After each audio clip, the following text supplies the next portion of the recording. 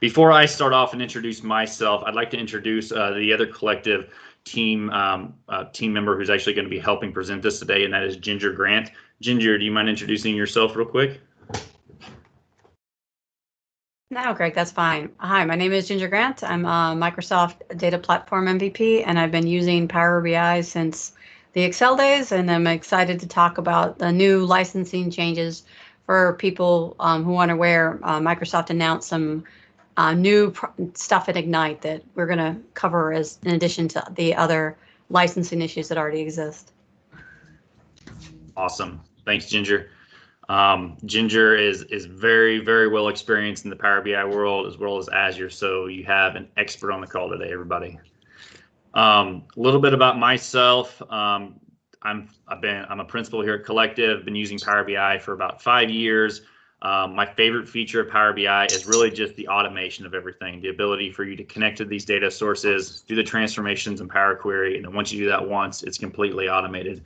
I'm from Illinois, so you know, Collectiv is located in Chicago. I'm actually downstate Illinois in the middle of a bunch of cornfields. So the awesome part about, you know, this virtual company that we have is, you know, you can work wherever as long as you have an internet connection. So my favorite part of fall is definitely deer hunting. So deer hunting is in full season right now in Illinois. So that's something I'm hopefully going to be partaking in this weekend.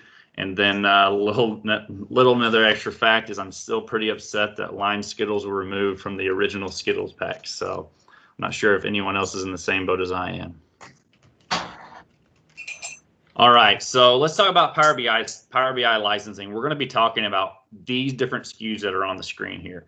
We're not going to spend much time on Power BI free, but just wanted to kind of touch base, let you know what it is. Power BI Pro. What many of you are familiar with, especially from the survey. Then we go into Power BI Premium. And in Power BI Premium, there's a few different kind of SKUs.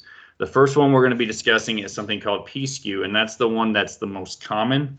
Then we're going to get into EM SKUs, and then we're going to talk about this new offering that Ginger had mentioned. That's called Power BI Premium per user, and that's going to be released here at the beginning of November.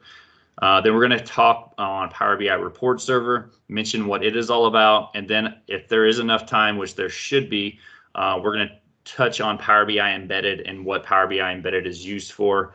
And again, during this presentation, everyone, I just really want to re-emphasize, if you have questions, if there's something that we didn't cover that you are expecting, please put that in. Please put that in the chat, or come off mute and ask a question. We're here to help and willing to answer any questions that you have. So that said, let's first talk about Power BI Free and what Power BI Free is. So there's a few different things. So if you would just open up, Power BI inside of your, Office 365 environment, Power BI Free is something that you can use for anything, just for you and you alone. But it's, like I said, it's only meant for you.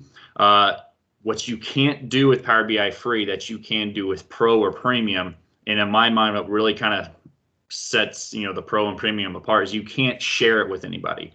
So again, you might have, let's say, for example, let's say you take care of your own personal finances, or let's say maybe you're part of a beer club. I remember we gave some training a few years ago for someone that was using Power BI Free to keep track of all the different microbreweries he went to and all the different beers that he had tried. But he was using Power BI Free for that. Wasn't sharing that information with anyone else. It was his own personal metrics. Power BI Free is you can use it to refresh once per day. You don't have a direct query option with it. However, Power BI Free is used for Power BI Premium SKUs as a viewer type license. So let's say you're using Power BI P SKUs. A P SKU, you are allowed to give viewer licenses. We'll go into that a little bit later as we get into these slides, but that's the basics of free. And what I'm going to do now is I'm going to stop this slideshow, and I'm going to show you exactly what Power BI Free looks like and how you can determine if you're using free or not. So I'm logged into Power BI here, and you can see, and this is a free version. And the reason I know it's free is if I go up here to my profile and I click on it, you can see right here it says a free account. And if I can click on Buy Pro now, but if it's a free account, it'll clearly say free up here in your profile section. So The other thing I want to mention is with free, like I said, it's only for your workspace. You don't have the ability to share other reports or consume reports from another workspace. If your company, unless your company has premium, which again, we'll get into that here. So if I go to workspaces, you can see here in my workspaces section, I don't have any, and that's just because this is a free account. Any questions on free? Pretty basic, pretty straightforward. I just wanted to bring up one thing about free accounts. If your company is worried about people signing up for them, your Office 365 administrator does have the ability to turn off the creation of free accounts. So if you are looking to create a free account for your company, you might see if this is an option, if that's even available, because that is something that can be turned on and off. Very good point. Very good point. Okay, we will move on from free, and now we will go into Power BI Pro. So in my mind, Power BI Pro is the most common SKU out there. I'm going to go ahead. Audrey or Darren, could you make sure people coming in?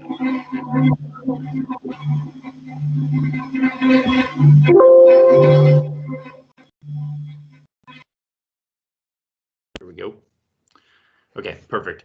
So in my mind, it is one of the most common SKUs. It is required for every SKU if you're going to be publishing to the Power BI service.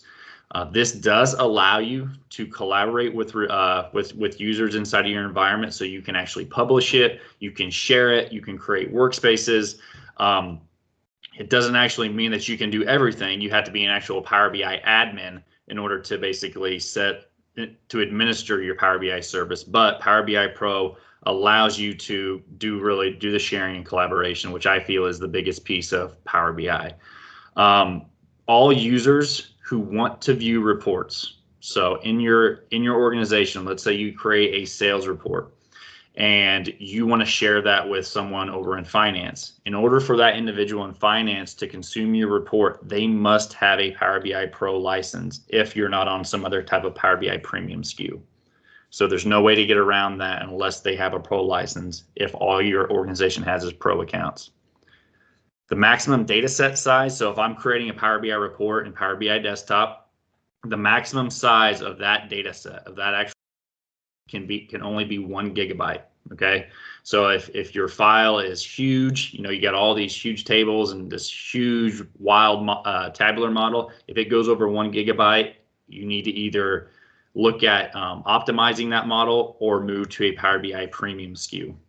The maximum storage per user, so per user, if I'm deploying, I can only deploy up to 10 gigabytes. So as a total, I can only, if let's say I have 10 data sets that are 1 gig, I will only be able to deploy 10 of those.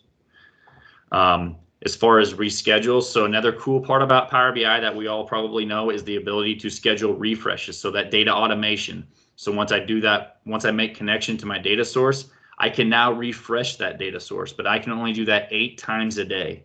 So whatever time frames you decide, you can only do that 8 times. With Premium, we can do more, and we'll get into that here in a minute.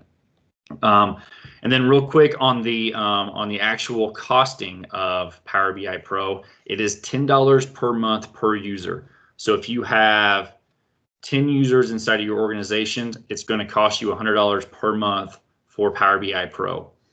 Now that's also unless you have Office 365 E5 licensing. So E5 licensing includes Power BI Pro, and I believe E5 licensing is $35 a month, but I know for sure that Power BI Pro is $10 per month per user. Ginger, anything to add on the Pro details that I may have missed? And not really, just add something else, but keep in mind, if you are a nonprofit organization, there are significant discounts for Power BI. So if that is your scenario, you can pay much less than $10 a month. I believe it's more like $3. So keep that in mind if you are working for a nonprofit or you know somebody who is and they think they might want Power BI, but $10 is too much. And I'm going to show, just in case nobody knows what Power BI Pro looks like, this here is Collectiv's Pro environment. So if I click up here underneath my name, I can see that I have a Pro account. So again, if we remember what the other account looked like, it said actually, free account, upgrade to Pro. This one is a Pro account. I have the ability to create workspaces, publish multiple workspaces in here. So I can share with other end users as long as, like I said, those end users have a Pro account as well. So if you have your own Power BI account, I'm guessing if you log in, you should be able to see Pro account here. Okay. We will move on to the next slide. All right, let's talk about Power BI Premium. So this is kind of where Power BI kind of gets a little bit confusing, or it can be confusing if you're not familiar with the licensing. So Power BI Premium has a few different SKUs. So there's 2 current SKUs, and that new SKU per user is coming out at the beginning of November. But the first SKU we're going to talk about is a P SKU. And that P SKU is ranged from P1 through P5, and it's meant for enterprise organizations. It really does not make sense for you to move to a P SKU unless you have 500 users in your organization. That's usually where we kind of just estimate and say, okay, how many users do you actually have accessing Power BI? If your organization says, well, we have about 200 users, it probably makes sense for you to stay with a Pro account. Usually, I'll get into other use cases of why you would move away from Pro to Premium if you don't have 500. But the reason it's 500 is because the P1 SKU starts at $5,000 per month. So that is the minimum cost per month. So it's a pretty hefty jump from $10 per user all the way up to $5,000 per month. Now, another reason that you may want to use to move to Power BI Premium is it provides dedicated capacity. So you need more computing power. So maybe, your models, you're consuming so much data. You may only have 200 users, but you have a ton of data that you're pulling into your Power BI models. It needs to process it. It needs to be processed much faster, because with Power BI Pro, what we're doing is we're pooling all of our data together, and we're basically sharing resources. So everyone that's on a Pro account is sharing resources. Microsoft is allocating that to its best ability to see who needs what to run. When you move to a premium SKU, you have your own dedicated capacity. And I'll get into what those capacities look like here on another slide. But at the end of the day, you have more computing power, you have more storage power for you to basically run your more complex data sets. Let's see here. Let's go to the next slide. The other thing I want to talk about with Premium is you also get these other features. So another reason why you may want to move to a P SKU account is because, or P SKU is because you get additional features that are not offered in the Pro version, and that's just Microsoft, dangling that carrot out in front of you, saying like, hey, if you move to Premium, you also get AI, ML, cognitive services features. You can do paginated reporting inside of Premium. They also offer deployment pipelines. Automatic page refreshes is something that's pretty cool. So you can set, if a value changes, it automatically refreshes the entire page. The other nice thing about it is the data set size. So remember how I mentioned with Pro, your model can only be one gigabyte. So with Premium, you can go all the way up to 10 gigs with that model size, which is nice if you have very complex, very large, complex tabular models or Power BI models.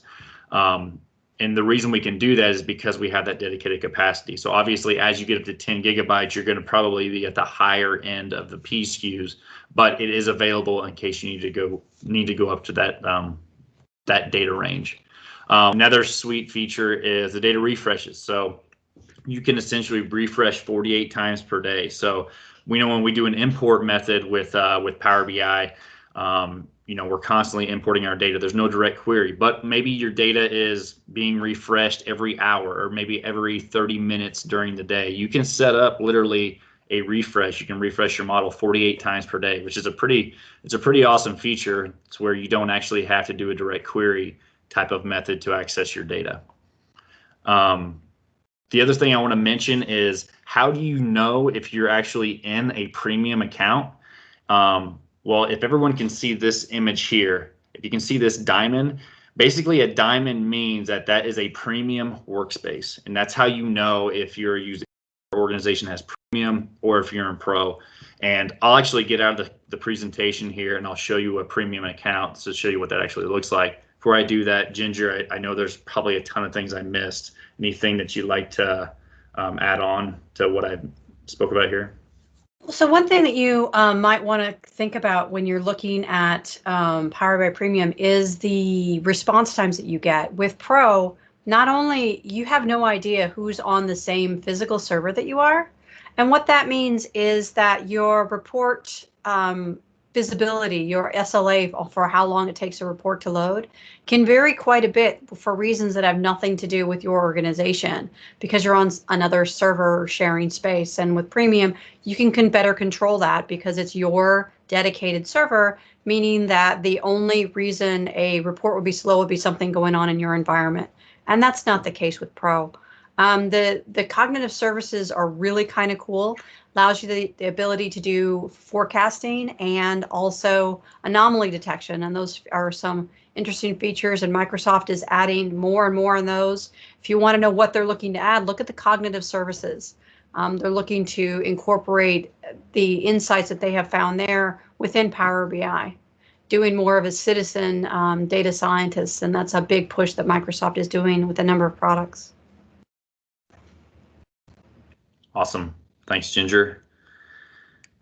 The other thing I wanted to say, like I had mentioned before, how do you know that you're in a premium account? Again, this is going to be my next slide. I still have a pro account here, but I know that I have Power BI Premium by seeing this this diamond here in my actual workspaces. So if I click on my workspaces here, I've actually set up premium capacity on these specific workspaces. So that's how I know that I actually have premium inside of my organization. So on to the next slide. The other key point I want to mention about premium is just because you have premium doesn't necessarily mean that you don't need Power BI Pro. So what I had mentioned at the beginning is even though no matter what SKU you're on, you need pro users, because pro users are who basically manage and deploy reports and then manage your Power BI environment. So with a premium SKU, so like a P SKU, for example, you have two different users. You have pro users and you have viewers. So I can have 500 users Power BI in my organization, but 100 users who want to do self-service BI and publish those reports. For those 100 users that actually want to do self-service, actually build reports and publish them up to Power BI and other workspaces, they will need a pro account. So what I would need to do is it's $100 then times $10 per user per month, plus my minimum PSU users, which is $5,000 per month. Now, I have a feeling that those different methods are going to change as we get to the premium per user SKU when it comes out, but that is the current setup of how licensing is now. But again, I think that your options are going to be much more wide and much more wide when it comes out here in November. Any questions on that? This is sometimes where it gets confusing for end users that, why do I still need pro whenever I still have premium?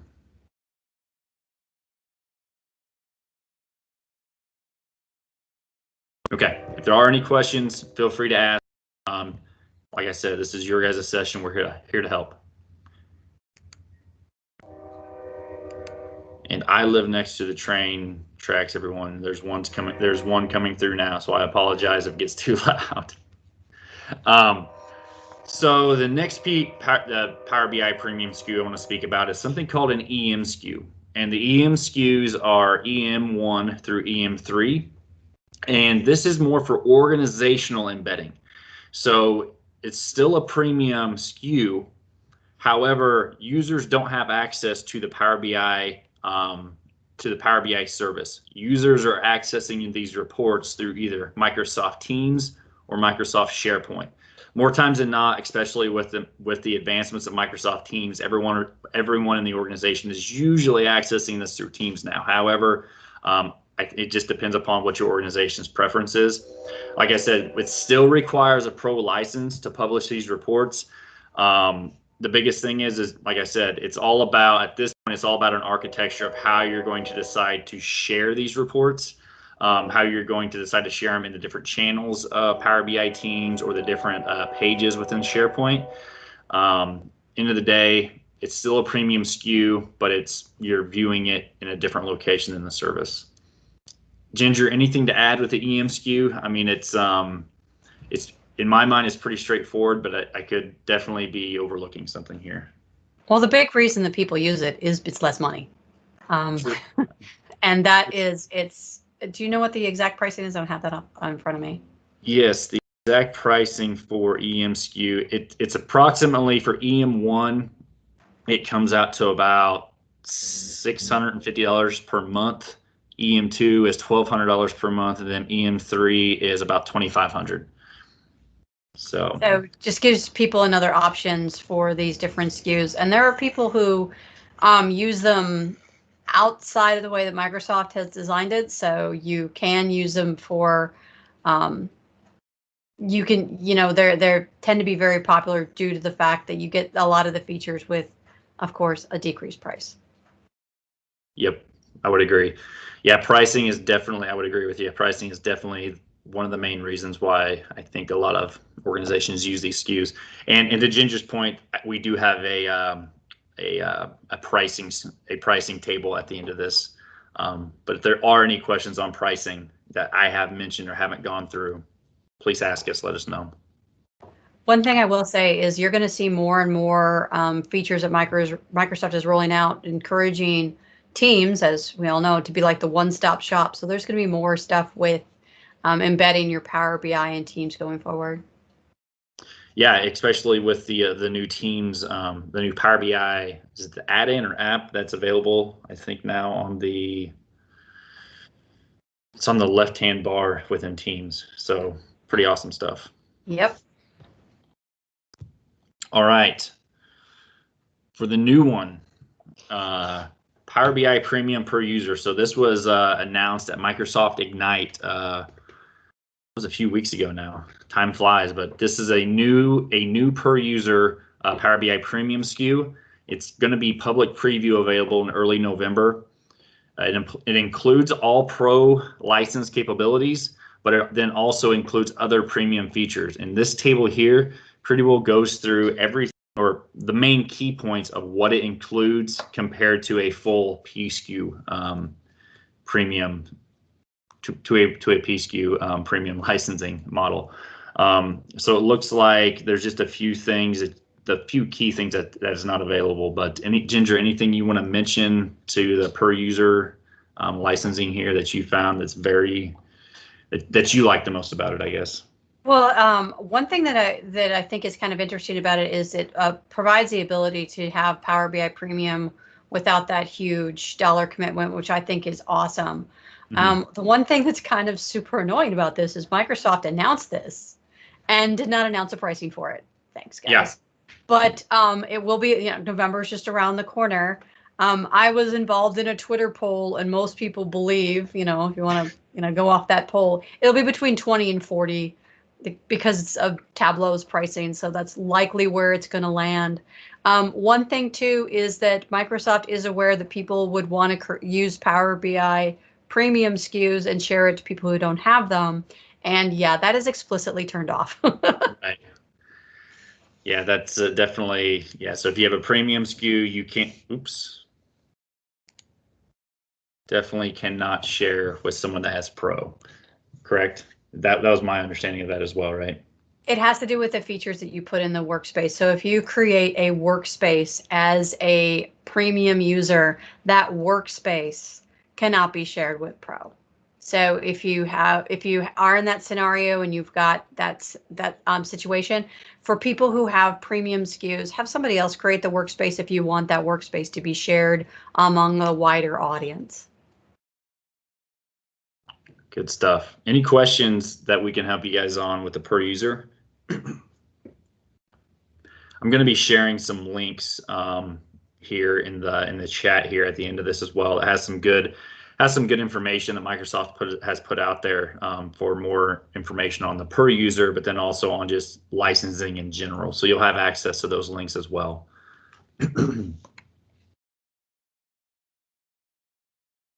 So, all right.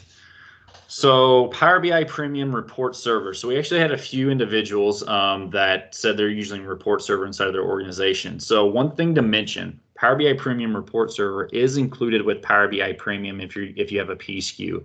So it comes along with the premium offering, but it can be purchased separately with SQL Server Software Assurance. So if you have SQL Server Software Assurance, I think SQL Server 2019, and you have that software assurance, you do get Power BI Report Server with it. If you do not have software assurance, I believe you can purchase software assurance, and that comes out to approximately $40K. That expires after 2 years' time. So with Premium, again, there's no way to get around the Pro licenses. What Power BI Pro license allows you to do is publish to the Power BI report server. So if you're still creating reports, everything needs to remain on-prem. You still need a Pro license to publish it. But the viewers of the reports do not require a license. So if they're just consuming it, they don't actually need a Pro license. They can just actually consume that. The one thing I want to mention, the reason why a lot of end users will use Report Server is because they're maybe not migrated yet to the cloud. They're using paginated reporting, or they have such sensitive information. So maybe you're a banking institution, maybe you have HIPAA data, maybe there's some other type of information that you just are not allowed to push up to like an Azure cloud environment. That has to stay on-prem. That's really the main reason why we see organizations using Report Server and distributing the reports that way. There are some features that are not included with Report Server, so there's no such thing as workspaces. There's a few other options that are just not available. So you are limited to some of the things that you can do with it.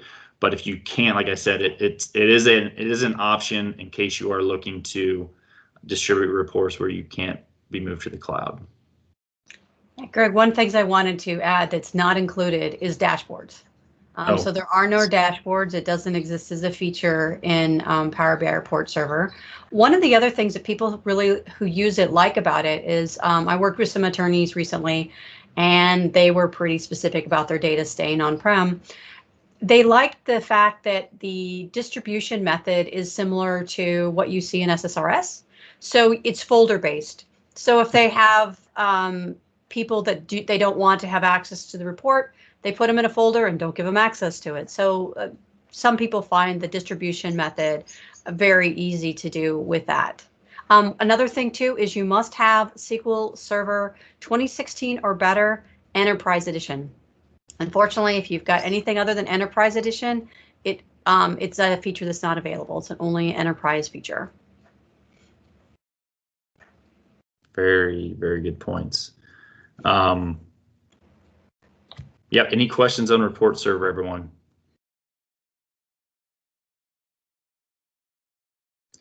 I always forget about dashboards, Ginger, because I don't like dashboard Power BI service. So I'm like, we don't need those anyways. It's funny. I had somebody from Microsoft tell me 2 years ago the dashboards were going away because they hated them. Yeah. Obviously, his was a minority opinion. Yeah. Right. Yeah, somebody else out there doesn't like dashboards. Yeah, a lot of people just think that they're stupid. I've heard that. That's a quote. That's not me saying it. That's a quote from a client. They break. Yeah, and you get different opinions as to what dashboards are because people click on them and then get into a report. They're like, where am I? So yeah, I know that there are people who just can't stand them. Mm-hmm. But I'm not one of those. I like them. But hey, it's a feature that you can easily live without, though, because you've got the report. It can be your dashboard. So it's not really, I think, a limiting feature when it comes to Report Server. Yeah. My favorite, I know this isn't a dashboard conversation, but I like the alarms with dashboards. I like the fact you can trigger alarms and kind of keep an eye on a certain number. So that's my favorite feature of it. But Andrew had a question. Are there scheduled refresh caps or limitations on Report Server as well? I was just going to answer that, but you read it before I had an answer. The question is no. Because you're really not using a gateway to get to your data. Your data is where it is. So you can refresh your data how you see fit. It's really one thing that's nice about Report Server is you could do a live connection. And that's one situation where that works out really well because it's just going over to your server. So you could connect to your data live, meaning that your data is available whenever it changes. And that is not something I would recommend for Power BI service in the cloud because that tends to be really pokey unless it's Azure SQL, and I'm still like not crazy about it. But with Report Server, yeah, direct connect, using a live connection to your server, you can have your data in as updated just as soon as it's changed. Perfect. All right. Final SKU here that we have to cover today is Power BI Embedded. So Power BI Embedded it's a little bit different SKU. It is an Azure service offering. And this Azure Power BI Embedded is an Azure service offering that is meant for ISVs. Normally meant for ISVs. And they use, in most cases, what these ISVs are doing is they're basically white labeling Power BI as their analytics tool. So let's say, for example, you've created a sports app to where you're monitoring the St. Louis Cardinals because they're the best team in baseball, and you want to see all the different statistics. The Cardinals organization may want to use Power BI Embedded to basically show all the different metrics, charts, all the different features Power BI has. What Power BI Embedded allows that organization to do is still build Power BI reports, but then embed those reports inside of their application. And when you do this, there's a couple different methods you can go along the way doing it. It usually involves using Azure Analysis Services. So Azure Analysis Services is actually what's being ran behind the scenes to basically process your data inside of your tabular model. What a lot of ISVs will do is they'll just use Azure Analysis Services instead of Power BI's engine because there's more computing power if you're running it separately. Pulls from there. Again, that's more of an architectural discussion. If there are questions about it, we can ask. But end of the day, it's meant for ISVs to embed these reports, white label it, and make their application much more awesome, I guess, for lack of better terms. Anything to add to that, Ginger? Yeah, I worked with a company, and the reason that they did this was really kind of super clever on their part. They had a lot of clients for they were a moving company, so they had clients that wanted to know, and they work with large corporations. But let's say that they're moving, Bob. Well, Bob's only going to be interested in his moving activity for like a month or two, and they didn't really want all of that in moving information and creating accounts over and over and over again for Bob. So what they did is they created an embedded application, and what this allowed them to do is have login information on their server that would then filter all of the data for Bob, so he would only see his stuff, and they didn't have to create an account for him in Power BI to do that. They just created an account within their local web application for that. One thing that I will also say is that people think, oh, well, Microsoft has, with Power BI, use like a show to web, and then I can put a login page, and then I'm good, right? Wrong. If you do a publish to web, it doesn't really matter that you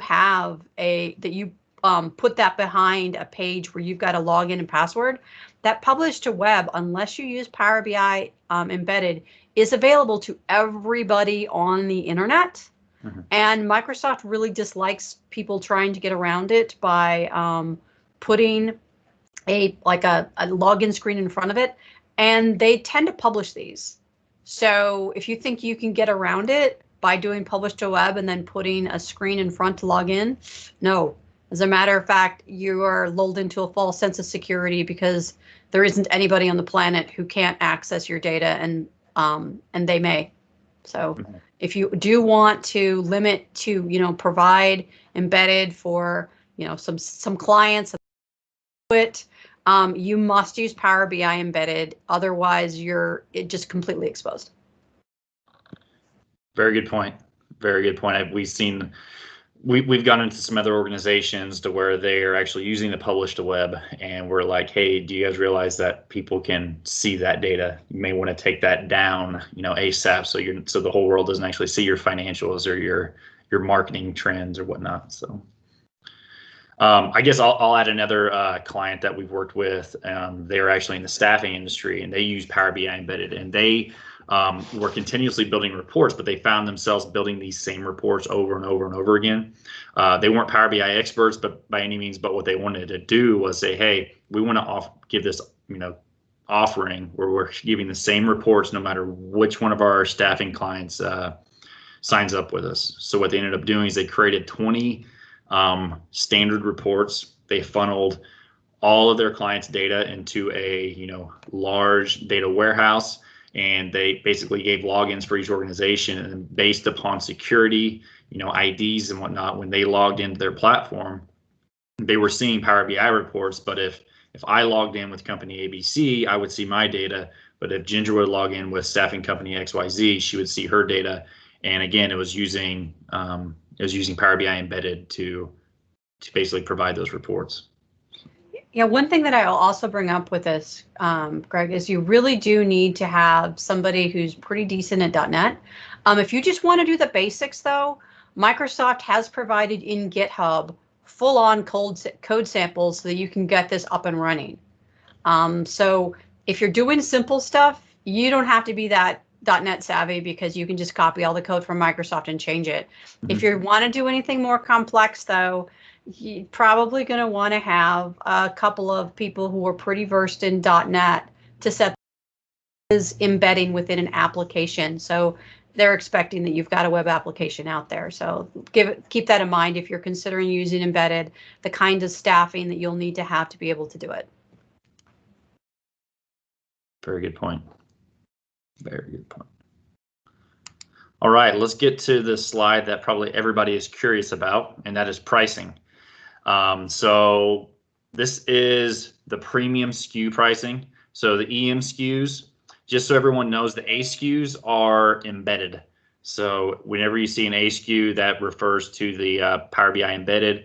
The P SKUs we discussed, and the EM SKUs we discussed. And keep in mind here, this, the fine print, no matter what SKU you're using, you still need at least one Power BI Pro account.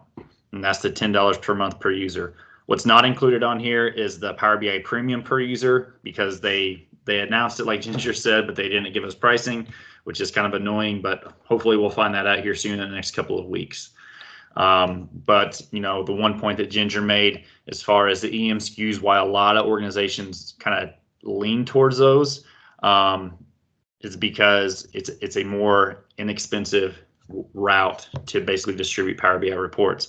And at the end of the day, EM licensing, in my mind, is all based upon architecture of how you're going to distribute those out throughout your organization. So you just have to know exactly how you want to distribute it, as far as, how it gets embedded inside of Teams or SharePoint, how it's shared, security, because you don't have that built-in functionality that you would have in the Power BI service. But again, that's just really sitting down, having a whiteboarding session with that. The P1 SKUs, obviously, these are the most expensive ones.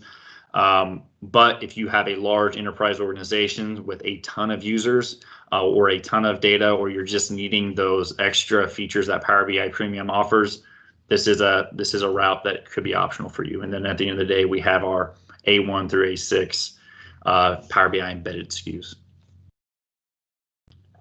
Any questions on this?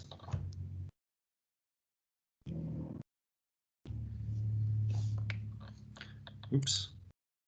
Well, with that said, everyone, again, licensing, it's a pretty straightforward thing once you kind of get your head wrapped around it. But that concludes our presentation for today. Again, we're going to stick online here, as long as people are asking questions, stick around for another 15 minutes. If you haven't done so, please connect with me on LinkedIn. Always looking to add, more people within the network. So if you ever have any questions, you're wondering like, hey, should we move to an EM SKU? Should we stick with Pro? When's the per user licensing coming out? Connect with me. Always happy to help. And yeah, at the end of the day, what other questions do you have on licensing? And we're here to help. Appreciate everyone's attendance. Thank you, everyone who came today. If you have any questions, like Greg said, we will be around, but also don't forget to follow us on LinkedIn and YouTube. You get some other advice, tips, tricks, tutorials on Power BI and the whole Power Platform. Hope you learned a lot today and look forward to seeing you next time. And I will also send you an email with a recording of this video. Awesome. Thanks, Audrey. Also want to thank Ginger again for jumping on today and helping out with this. Very helpful. Thanks, Greg. Enjoy doing it. Love Power BI and always happy to talk more about it. Yeah, I think this. I mean, in my mind, I think while I know the Power BI service it offers a lot, and I think I just like it because I'm more comfortable with it. I really like the EM SKU kind of concept. And that's just because Teams is starting to get more and more features. So I think if you can really, like I say, architect a way to distribute your reports within Teams and Teams channels, I don't know, I'm starting to lean that way. It's a pretty viable option, especially as they add more advancements to it. I don't know what your thoughts are on that. Well, Microsoft is putting a lot of stuff in Teams, and they're looking for it to be the place that people like stay and hang out. One thing that this is kind of off topic, but in addition to embedding Power BI, they're also going to be embedding LinkedIn Learning into Teams. So they're putting all sorts of stuff into Teams. Awesome. Microsoft is also looking to embed Power BI in their newer products. Synapse, which they announced last year, has Power BI embedded within it, allowing people a comfortable way to review and analyze data that they might be using from a big data perspective. So they've got a real big commitment to ongoing incorporation of Power BI into big data and non-data applications. That's awesome. They keep us on our toes, that's for sure. Keep pushing out. As long as it's good stuff to keep learning, I like it. I love it. So. Yeah, I mean, the stuff that they're putting in for citizen data science is really kind of interesting. I know the people who have used Excel for years may be familiar with some of the add-ins that you can purchase for Excel that allow you to do predictions, which is commonly used in budgeting. And that capability is available with Power BI now. You need a premium SKU for that, but if you're interested in how you could make that work, contact us here at Collectiv and we can kind of talk to you about how, if you've got premium, how you can use that to do AI with Power BI. Definitely. Have you heard? I thought at the Business Application Summit, they were going to enable the Power BI connector inside of Excel. To where, on the connected data sources. Do you know when that's coming out? Because I thought that should have been out. Soon. Okay, got it. So one of the things that I think is going to really revolutionize the way Power BI works, again, this has nothing to do with the licensing, but the ability is coming out that they've announced very soon to connect to multiple models within one report. Right. Which is going to be great, because if you've got multiple, it's, getting that big model together is really, really hard. And if you've created a model, you can use that one and bring in another Power BI model at the same time and combine that to one report. And I really think that's going to make maintenance easier, so that you have these disparate data sets that you can join together from within a Power BI report. And that's actually the most exciting thing that I can't wait for coming out in the very near future. I would agree. And you're talking about that composite model feature. Yeah, I would agree, because then I don't know, the way I see it is you can have smaller models, but then combine them if you need to combine the data, right? Yes. So like you said, the maintenance piece is huge, so that you don't actually have to pull out your model that's this big. It's smaller, and then if you just need to combine data from a different one, I don't know. I think we're on the same page there, though. Well, yeah, because I mean, people have different areas of expertise. And so when you get a big model, it just gets to be really confusing. I mean, I have a client recently, they started out all right, but that guy left. And now it's such a mess. They've got a whole bunch of problems with their DAX because their model's just not supported what they really want to do. So yeah, it's definitely something that I think that's people are really going to like and utilize a lot. So I got a question here. We use Pro and push to Power BI service. Is that data pushed to be available for all to see, or for those in our organization who have the workspaces shared to them? If you've got the data is only available to people who've been granted access to it. If that's what you're asking, Denise. If you want to take yourself off mute and clarify that, but in answer to your question, everybody can't see your data just because you published it, which is kind of the short answer for that. One of the things, though, that if you are worried about access to your data, can implement a security within Power BI, and that would limit the access, even if somebody did accidentally get access to it within the Power BI service. So if that's a concern for you, that may be something that you want to implement. Perfect. All right, great question. Anything else? Anyone else wants to ask a question? Feel free to post in the chat. Looks like we still have about 28 people in the meetings, which that's great. Yeah, you can ask any Power BI question you want. We're not obviously limiting it to licensing here. Right. You can also come off mute and ask if you would like. Absolutely. Is embedded its own SKU, or do you need premium? Well, when embedded was originally released, they called it a embedded premium SKU. So it does provide some of the features, but if you want to do both embedded and premium, then you need premium. With premium also, because hey, you get the whole thing, you can use embedded as well. So of course, if you've got premium, you can do embedded. If you have embedded, though, you don't have all of the features that you have with premium. So I guess it depends on what you want to do. But I can't see purchasing both because you don't need it. Just if you know that you want both and you've got budget, go with premium. Can it be used with report server? No, basically. It's not the same thing. They're looking to, I think, come out with something like that, aren't they? To where you can embed your reports into like I don't know, embed like in a SharePoint, or am I wrong? Well, they're doing a lot with SharePoint, because basically SharePoint and Teams share a lot of the same components. But as far as I know, there are no plans to allow embedded to work without the Power BI service. So if you have embedded, yeah, you're using cloud data, not anything like your data source on-prem. If that's what you're asking, you cannot do that. But but if one thing you can also do with premium is that you have the ability to source your SSRS reports within the Power BI service. So if you've got a lot of SSRS reports, you got Power BI reports, you don't want people to have to go both places. If you've got premium, you can surface both of those in the same space so that people don't have to bounce back and forth. Which is nice. So it's a unified location.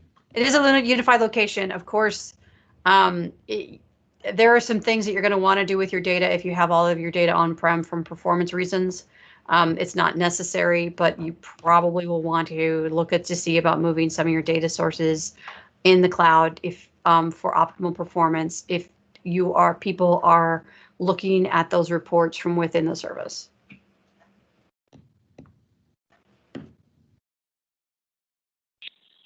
Hi guys. Hey. Hi. I just wanted to seek clarity. I didn't understand where you're explaining like your data could be public when you're using the other services. I thought like when you have your own report, like the information will only be will only be accessible by people from your organization.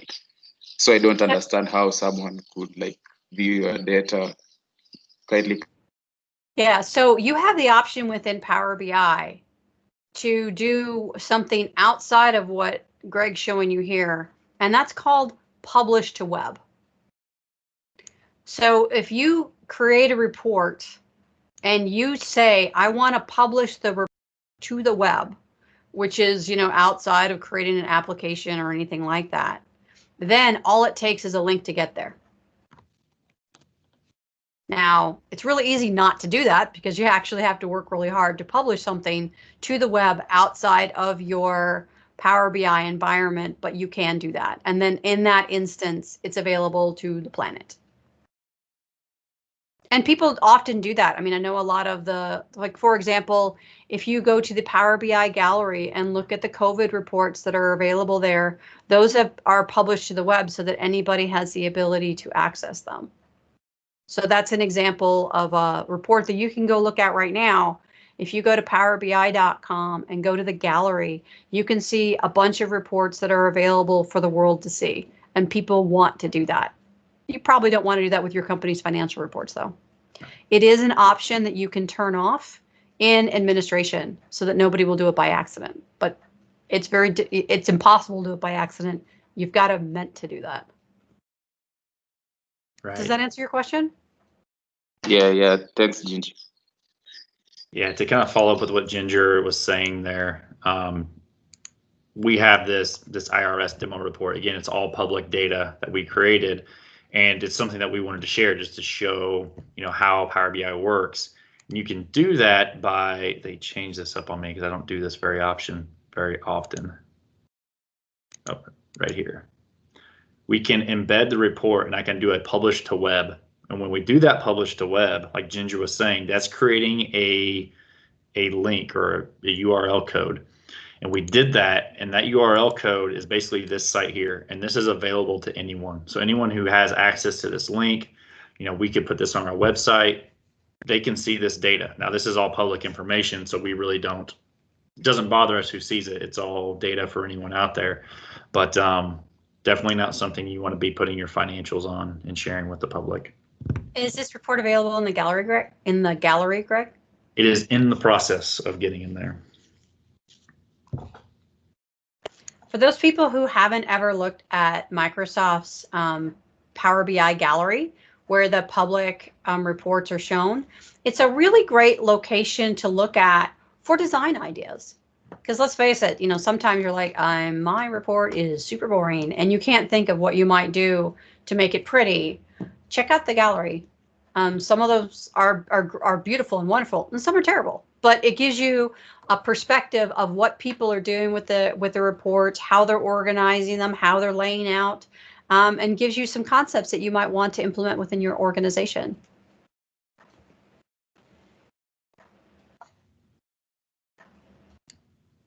Oops.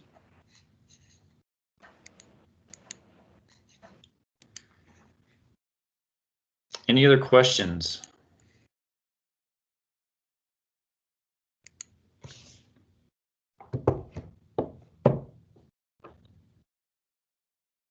Well, if there's nothing else coming through, I think we're going to go ahead and end the meeting.